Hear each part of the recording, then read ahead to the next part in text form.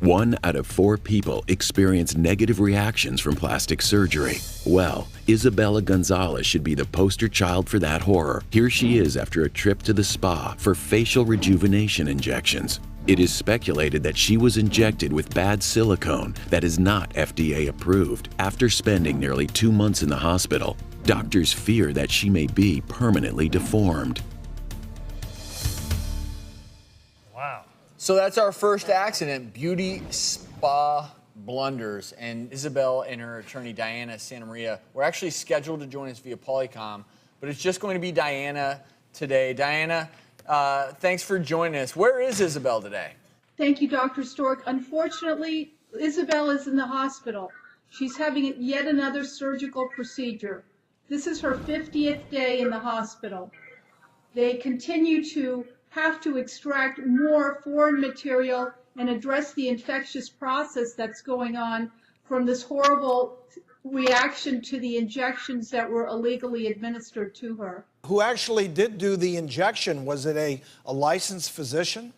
No, the injections were not done by a physician.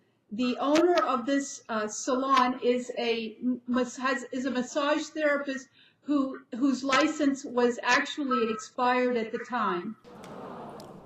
You know, I think we talk often on the show because you're not always going to get a perfect result.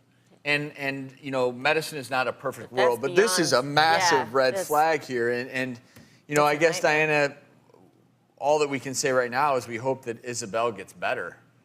You know, it's just a... Thank you very much. A tragic scenario. Thank you so much for joining us, and we'll continue to follow Isabel's story. But Dr. Orden, it sounds like some things were done. Just such a shocking story, and so many things that are just wrong. Number one, the person doing this wasn't even a licensed healthcare professional in any shape or form. If you're having injections done, make sure it's done by a board-certified specialist, either a board-certified plastic surgeon or dermatologist, because there's a lot more to injections than you think. You have to know the anatomy of the skin as well as the face. In this case, we still don't know what was injected, but probably was something either that wasn't a medical grade product, that was contaminated or expired. So clearly, you know, what I'm seeing in this picture, this woman has severe infections, fistulas, ongoing. She's in the hospital for IV antibiotics. They're trying to remove as much of this foreign material as possible.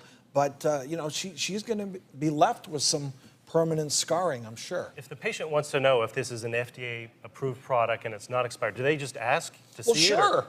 I mean, you know, if you're with a reputable doctor in a reputable place, I mean, I think that you're pretty safe assuming that. But the minute that you go outside of that setting, I think you're taking a chance.